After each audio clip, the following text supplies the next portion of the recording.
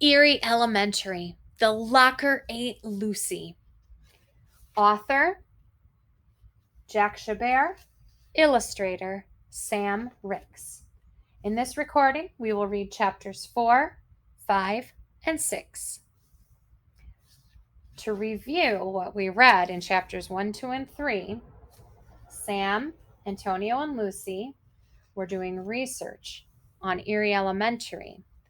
And so they went to the Eerie Cemetery and read Eerie, a town history, to learn about the Eerie family who started the town. They were almost late for school, ran back, made it just in time for class with Ms. Grinker.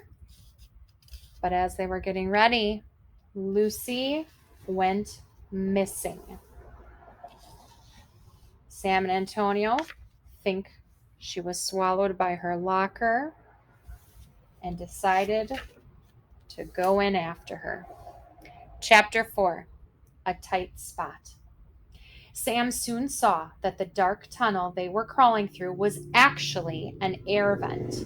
It carried cool air into the classrooms. Sam shivered, partly from the cool air and partly from fear. As they crawled, the inside of the air vent became wetter. Slimy goo dripped down the sides. It feels like we're crawling through someone's nose, Antonio said. Each time Sam placed his hand down, it made a slushy sound. I just wish it wasn't so dark, Sam said. Click! A light shone in the tunnel. Sam craned his neck and saw Antonio holding his cell phone. Antonio grinned. My mom makes me carry it. Smart, Sam said. They crawled forward through the muck. So why do you think the school took Lucy? Antonio asked. Shh, Sam said, whispering. We don't want the school to know we're coming. I'll be very extra quiet, Antonio started, but then, achoo! Antonio, Sam moaned. I'm sorry. It's hard to breathe with your stinky sneakers in my face. A wave of air whooshed through the vent, blowing back Sam's hair. But this air was warm. It felt like someone's hot breath. The school must be trying to figure out where we are, Sam whispered. So don't make achoo! This time it was Sam who sneezed. Sam, Antonio said. Sorry. Clang! Sam looked behind him. Lucy's locker door slammed shut. The school definitely knew where they were, and now they were trapped. No turning back. All of the sudden, the vent began to shake. The metal buckled. It began to squeeze them. We have to get out of here, Sam said. The vent squeezed tighter, closing around them. It pressed against Sam's shoulders. It pressed against his legs. Sam and Antonio crawled forward as fast as they could. The vent squeezed them harder. It's going to crush us, Antonio screamed. Chapter 5, Lunchtime. The vent was tightening fast. Both boys struggled to move. When Sam placed his hand down, he almost tumbled forward. There was nothing there, just air. The vent came to a sudden end. Well, anything is better than being crushed, Sam thought. Follow me, Sam said. Get ready for a drop. Sam wriggled forward. Then he was falling. Ah! Sam screamed as he tumbled through the air. Splat! Sam splashed down on something gooey. Heads up! Antonio shouted. He was nose diving toward Sam. Pow! Antonio plowed into Sam. It was pitch black. Antonio turned on his phone again and shone the light around. They were lying on a mountain of sticky gunk.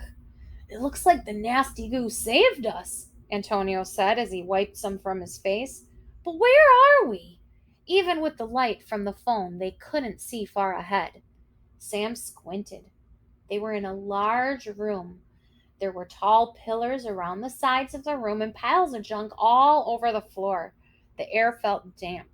It smelled moldy.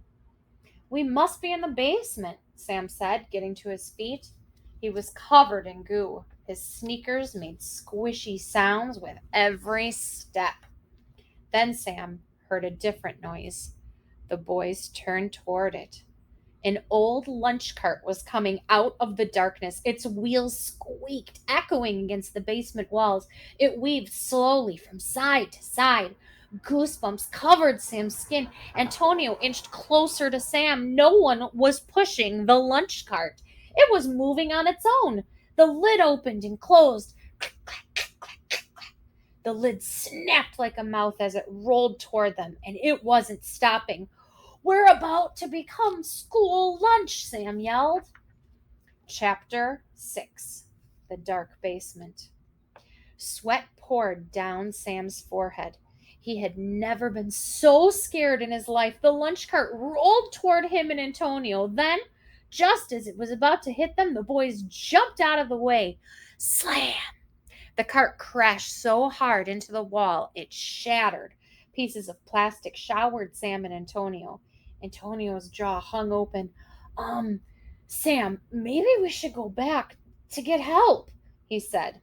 Sam shook his head. He knew that the school was trying to scare them into giving up, but he was not going to let that happen. Lucy was counting on them. Besides, he knew they must have fallen 20 feet from the vent before they landed in that pile of goo. He didn't know how they would ever get out of this basement. Sam turned to his friend. "Antonio, we are deep inside the school now. I bet even Mr. Nakobe never made it in this far. This is our chance to learn the secret of Eerie Elementary. If we can figure out what keeps it alive, we can learn how to beat it," Sam said. "But Sam, and we must rescue Lucy," Sam continued. Antonio swallowed. "You're right." Sam and Antonio began tiptoeing across the basement. Their hearts were pounding. Antonio shone the light as they walked. Goo ran down the walls. It dripped from the ceiling. Torn up jackets and shredded backpacks lay across the floor. Bent and twisted bicycles lay in heaps. Everything looked like it had been chewed up. It was like they were inside the body, and Sam thought that if Eerie Elementary was a body, then this basement must be its stomach. Sam looked around and said, "It looks like the school has just been eating backpacks and bicycles and stuff. Mr. Nakobe really has done a good job of protecting the students." "You've done a great job too," Antonio said. "If you hadn't saved us at the class play last Friday, I'd be down here." "Come on, let's finish this," said Sam. The friends tiptoed along. Then Antonio grabbed Sam's arm. "Look," Antonio said, pointing. "What?" Sam asked. He followed Antonio's beam of light over toward a rusty metal desk. "It's him! It's Orson Eerie!" Antonio yelled. We'll stop there and pick up with Chapter 7, The Face of Orson Eerie, next time. Thanks for reading. I hope you enjoyed.